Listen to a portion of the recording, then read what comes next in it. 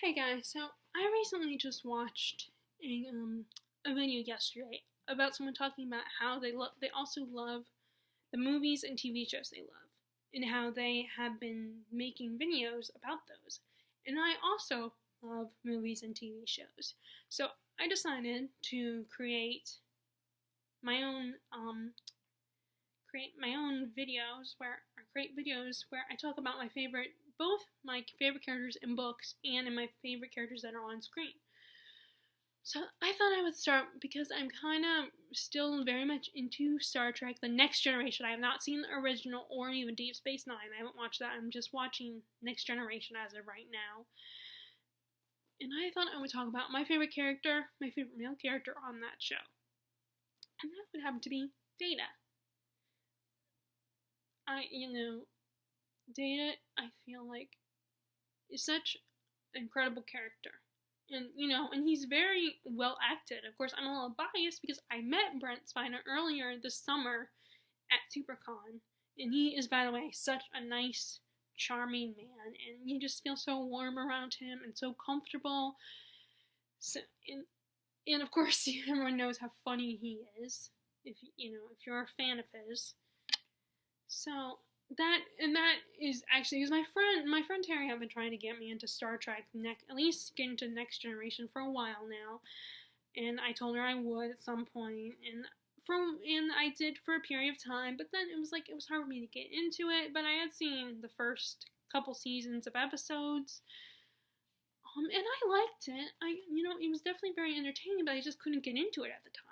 And then SuperCon happened, and I met Brent, and I met LeVar Burton briefly, and I just got really excited, and I decided to watch the show. I decided, you know what, it's time I need to try watching the show again.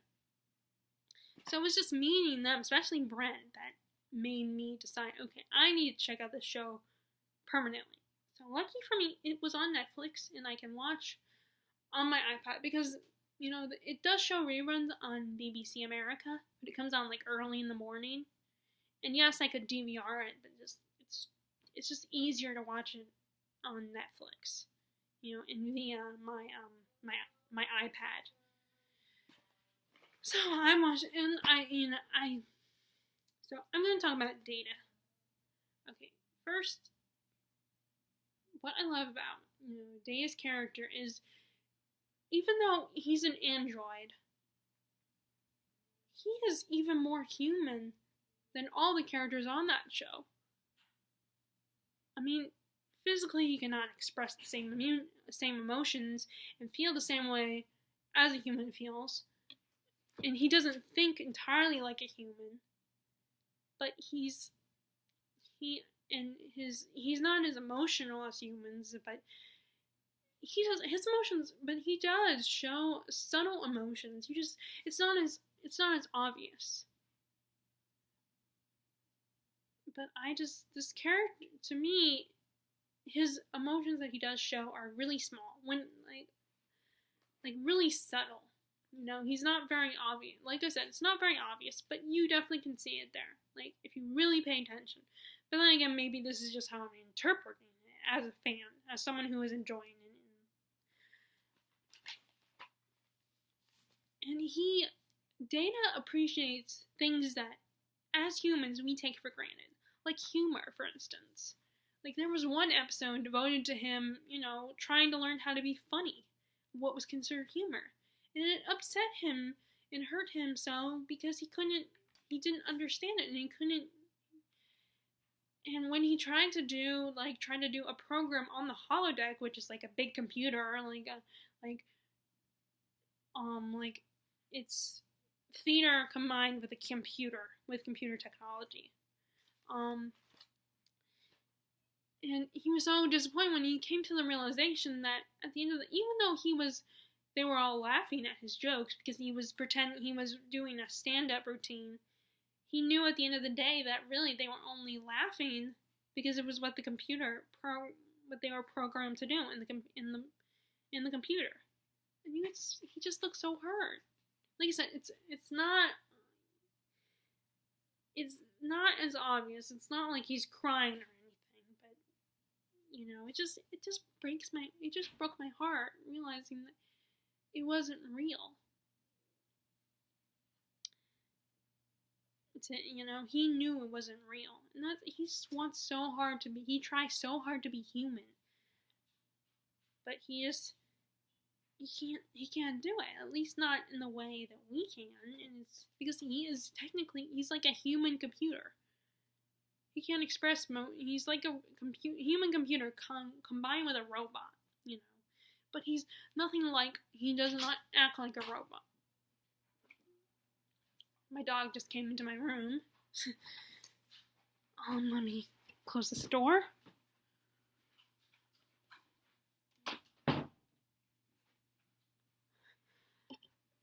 See, herein lies the problem, is my filming space is in front of my door. Like, my door's right there, so it's kind of hard, because sometimes, the dogs want to come in my room, and, so they'll scratch at my door, and then if someone comes home, well, the garage where we enter in our house is, like, right down there, so. Okay, another thing that's interesting about Data is that he also appreciates good literature. He knows that Captain Picard likes reading, he loves literature, so he will, he was the one who introduced Data to Sherlock Holmes. And he's also introduced Data to Shakespeare, and other famous, and a lot of other types of literature. So Data will act out those things in those stories in the holodeck. And he will, the current episode that I was watching just now, earlier today, was, they did a Christmas Carol. They were acting out a Christmas Carol, and Data, of course, is playing Scrooge for Picard. And they started talking about the idea of, acting, method acting, and, Picard was complimenting Data on his improvement, on how he was improving on his acting, but of course Data knows that he can't do things like method acting, and he can only imitate the actor's, the actor's performance, but he can't do his own interpretation of it, at least not in a natural way. Because he cannot express human emotions. Unless, of course, eventually I know that he gets an emotion chip. I don't know if that's going to happen in the show, or if it doesn't happen until the movies. But that's when he's able to express emotions. And, so I don't know when that will happen. I would like for it to happen in the show, but I don't know if it will. I think I might have to wait until I get to the movies. I know I cannot watch the First Contact movie because First Contact is neither on Netflix nor on Hulu. I was finally able to access Hulu because my friend gave me her information to get into her Hulu account, so I'm able to watch Hulu. So I don't know when he gets the motion chips. I wish it was in the show, but it might not be until the movies. I mean, if you do watch Next Gen, maybe you can let me know in the comments section if you watch this video. And also, of course, so that is definitely a plus for me on a personal level, the fact that he is a male that likes and appreciates good literature. That is definitely a plus. And there's also a plus that he is highly intelligent. But of course, he's a human computer, so of course he's highly intelligent. But unfortunately, the problem is he also is because he can't express emotions, he's a little bit socially awkward. He's not good. I mean, he's learning as the series progresses. He learns to interact more and interact better. I compare Data to those people that have Asperger's. Because they are logical thinkers. They are a little bit socially awkward. Sometimes they don't understand they don't get sarcasm, for instance. Or when someone is being funny. That's kind of how Data is. So I definitely compare him to... And he's also very loyal. He's very loyal to his crew. I mean, it gets a little tricky when it comes to Lore, because Lore is technically his brother. So that gets a little, and I know there's at some point Lore almost gets him to turn against the crew, I think, for a period of time. But it definitely, I mean, it's the typical, brothers, and how one brother is bad and one is good, and how the good one still loves and cares about the other brother. Kind of like Sam and Dean Winchester. Except for neither Sam nor Dean is like a villain or a bad guy. They've had periods where they go kind of bad guy or whatever, but, so that's kind of where it gets a little tricky, where his loyalty is tested. But in the end, he always comes back to Starfleet and to the Enterprise crew. And he's such a good friend. He's so sweet and honest. Like, Brent pointed out in the interview that he doesn't have a cruel bone in his body. He cannot be cruel. He could never be cruel. So, like, if he's ever cruel, it's because, that something's up. Like, there was one episode where this one scientist these older scientists who just died, like, he was the one who taught the Data and Lore's creator, Dr. Snoog. It's not. I can't say. I think it's Snoog. I don't know. So taught him everything he knows. So in a way, he was kind of like Data's grandfather, and he's dying at the time. And then he is able to. So he puts his brain and his soul kind of in Data, and Data becomes kind of really. He becomes a bit mean. He's mean to Wesley, and he's mean to the crew. Like, he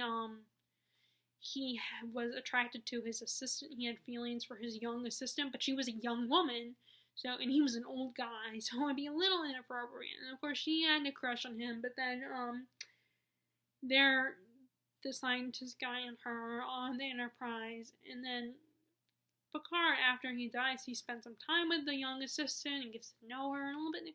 And the guy is like suspicious of Picard's behavior towards this woman, and thinks that he's trying to get on his woman, the woman he loves.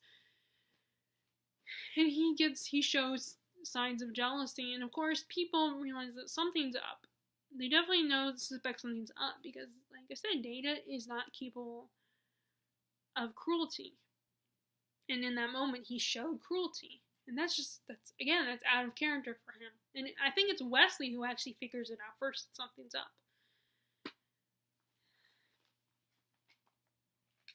And of course, if you're in a relationship with him, because of his lack of, unless he has the emotions chip, he won't express emotions. So it makes it a little complicated if you're in a relationship with him.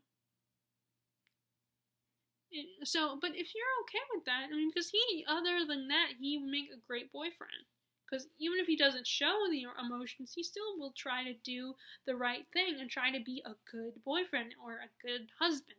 He would still try to be a good, even if he can't express things the way you would want him to, he would still try. And like I said, he's very sweet and he's very honest. So there are a lot of perks, even if he can't show emotions. But of course there is the emotions chip. So once you put that in, then it's a great package.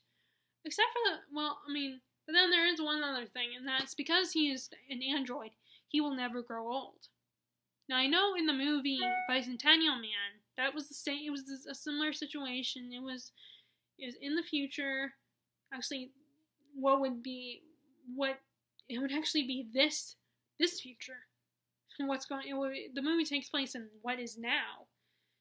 And Robin Williams plays an android, so it's a similar situation. But then he's able to find ways so he can grow old, and he can express emotions, and he can do things like humans, and he can look like a human, because he looks more like a robot than Data. But he's able to find the technology and find ways. So I like to believe that, at some point, like, Data would find a way if he wanted to. If he found someone that he falls in love with, when he's able to express emotions of love to her and wants to get married to her and everything, that maybe he would find a way to express, he would find the technology so he can grow old eventually.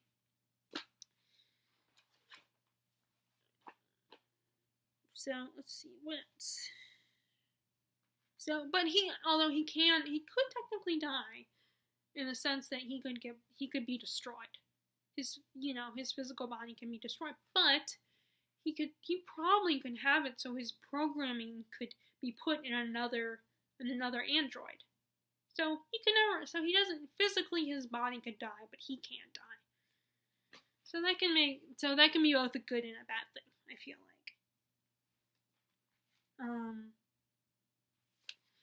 Some of my favorite Data episodes so far, I'm up to season 4, are Elementary, Dear Data. Let's see what else. The one, Brothers, that's a good one, where the second episode with Laura in it. The first episode with Laura, and I don't remember what it's called, where we meet Laura, they go to the planet of the scientist who created Dr. Snoog. They go to the planet, they don't meet the doctor. As far as I know, the doctor is dead, but they do find Laura's body, his body parts, and they're able to put him back. And he almost fools them. He almost fools the crew, but then, and he almost fools Dana because, like I said, Dana and him are practically our brothers.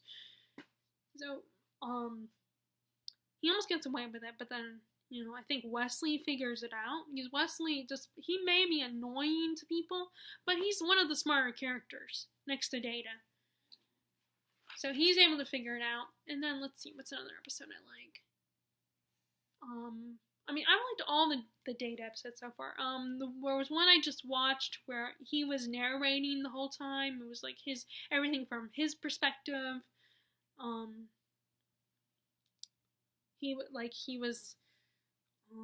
That one was pretty good. He was trying to understand, his, O'Brien, the guy who normally runs the transporter, him and his girlfriend Kiko, who was a friend of Data's. He was trying to help them because she started getting cold feet about getting married. But it was very hard for him to go between, because he doesn't understand, and it was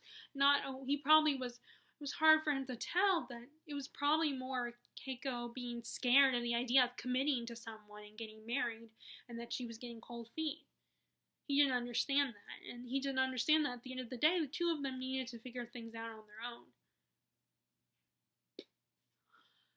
What's another one? I'm trying to think. There are so many good. Pen Pal is a good one. It's kind of a Data / Wesley episode. And where Data's part of the story is he starts exchanging conversation with this little girl who lives on this planet, and her planet is being destroyed. So he offers the Enterprise to help her, but it's a little tricky because it's hard. It's not exactly the best idea for it's against the law for the Enterprise to get too involved. But it's a very cute relationship he has with the little girl.